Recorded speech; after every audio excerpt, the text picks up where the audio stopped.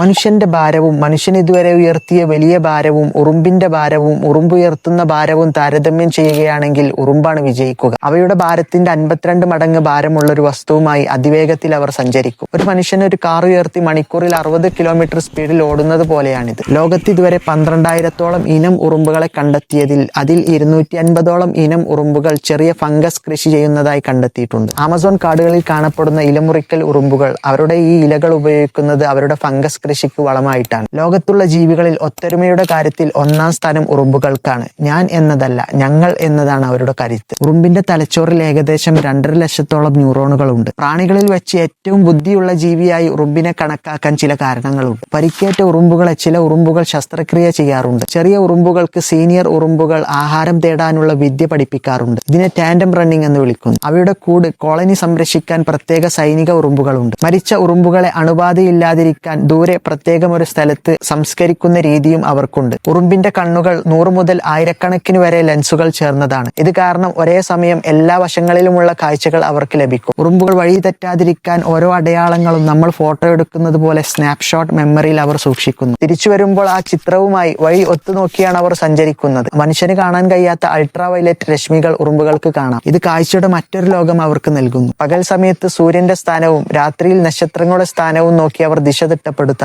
ഉറുമ്പുകൾക്ക് ശ്വസിക്കാൻ മൂക്കില്ല, പകരം ശരീരത്തിലെ ചെറിയ സുഷിരങ്ങളിലൂടെയാണ് അവർ ശ്വസിക്കുന്നത്. ഗന്ധം അറിയുന്ന അവരുടെ ആന്റിനയിൽ സെൻസറുകളുണ്ട്. ഉറുമ്പുകൾക്ക് ഈ ആന്റിനയിലൂടെ ലഭിക്കുന്ന ഗന്ധം എവിടെ നിന്നാണെന്നും വളരെ പെട്ടെന്ന് അവിടെ എത്താനും സാധിക്കും. ലക്ഷക്കണക്കിന് ഉറുമ്പുകൾ ഒരു വരിയിൽ ബ്ലോക്കില്ലാതെ എങ്ങനെ സഞ്ചരിക്കുന്നു? അവർക്ക് 3 ലൈൻ ട്രാഫിക് നിയമമുണ്ട്. ഇരുവശങ്ങളിലും ഭക്ഷണം തേടി പോകുന്ന ഉറുമ്പുകൾ, നടുവിലൂടെ കൂട്ടിലേക്ക് തിരിച്ചു മടങ്ങുന്ന ഉറുമ്പുകൾ. ചിലയിനം ഉറുമ്പുകളുടെ റാണികൾക്ക് 30 വർഷം വരെ ആയുസ്സുണ്ട്. ചിറകുള്ള ആണുറുമ്പുകളുടെ ഏക ലക്ഷ്യം വംശവർദ്ധനവ് മാത്രമാണ്. ജോലികളെല്ലാം ചെയ്യുന്നത് പെണ്ണുറുമ്പുകളാണ്. ഖുർആനിൽ ഒരു ഉറുമ്പ് സംസാരിച്ചതായി പറയുന്നു. ഒരു അപകടഘട്ടത്തിൽ മറ്റു ഉറുമ്പുകളോട് തങ്ങളുടെ പാർപ്പിടങ്ങളിൽ പ്രവേശിക്കുക എന്ന് പറയുന്നുണ്ട്. ഖുർആനിൽ ഇങ്ങനെ പറയുമ്പോൾ അന്നു മുതലേയുള്ള ഖുർആൻ വിമർശകർ ഒരു ഉറുമ്പ് മറ്റൊരു ഉറുമ്പിനോട് സംസാരിക്കുകയോ ഉറുമ്പ് സംസാരിക്കുകയോ എന്ന് ചോദിച്ചിരുന്നു. എന്നാൽ 1959 പ്രശസ്ത അമേരിക്കൻ ശാസ്ത്രജ്ഞൻ E.O. വിൽസൺ ഉറുമ്പുകൾ ഫെറോമോണുകൾ വഴി സംസാരിക്കുന്നു എന്ന് കണ്ടെത്തി. ഫെറോമോണുകൾക്ക് പുറമെ ഉറുമ്പുകൾക്ക് മറ്റു 3 സംസാര രീതിയുമുണ്ട് എന്ന് ഇന്ന് നമ്മൾ കണ്ടെത്തി. ഖുർആനിൽ ഒരു പെണ്ണുറുമ്പ് മറ്റുറുമ്പുകളെ അറിയിച്ചു എന്നാണ് കാണുന്നത്. കാല എന്നല്ല, കാലത്ത് എന്നാണ് അവിടെ പ്രയോഗിച്ചിട്ടുള്ളത്. കാലത്ത് നംലത്തുൻ, അവിടെയും ഒരു സ്ത്രീലിംഗ പ്രയോഗമുണ്ട്. ശാസ്ത്രം പറയുന്നത് പട്ടാള ഉറുമ്പുകളും അപകടഘട്ടത്തിൽ മുന്നറിയിപ്പ് നൽകുന്ന ഉറുമ്പുകളും പെണ്ണുറുമ്പുകൾ മാത്രമാണ് എന്നാണ്. ഉറുമ്പുകൾ മനുഷ്യനെ പോലെ തന്നെ ഒരു സമൂഹമാണ് എന്ന് ശാസ്ത്രം 1971 സ്ഥിരീകരിച്ചത്. എന്നാൽ ഖുർആനിൽ ഭൂമിയിലുള്ള ഏതൊരു ജന്തുവാവട്ടെ, 2 ചിറകുകളിൽ പറക്കുന്ന ഏതൊരു പക്ഷിയാവട്ടെ നിങ്ങളെ പോലുള്ള ചില സമൂഹങ്ങൾ മാത്രമാകുന്നു എന്ന് മറ്റൊരു വചനത്തിൽ വ്യക്തമാക്കുന്നു. ഞാനിവിടെ പറഞ്ഞത് ഉറുമ്പുകളെ കുറിച്ചുള്ള പഠനശാഖയായ മിർമ കോളേജിലെ 1000കണക്കിന് കൗതുകങ്ങളിൽ ചിലത് മാത്രം.